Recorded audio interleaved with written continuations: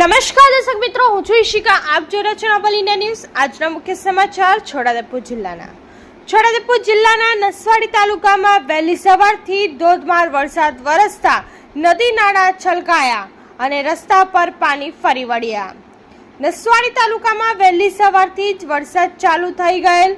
ઉપરવાસમાં પણ વરસાદ વધુ થવાથી નસવાડી તાલુકાના ડુંગર વિસ્તારમાં મેન નદીમાં પણ પૂર જેવી પરિસ્થિતિ ઊભી થઈ.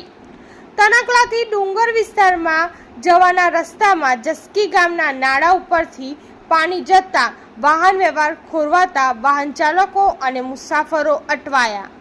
લોકો કામ ધંધા પર જતા અને સરકારી કર્મચારીઓ નોકરી પર જતા રસ્તામાં અટવાયા. સવારથી જ ગાજવીજ સાથે ભારે વરસાદ વરસતા રોડ રસ્તાઓ પણ પાણીમાં ગરકાવ થઈ ગયેલ નજરે પડ્યા. નસવાડીથી ચિરાગ રાઠવાનો રિપોર્ટ. ધન્યવાદ.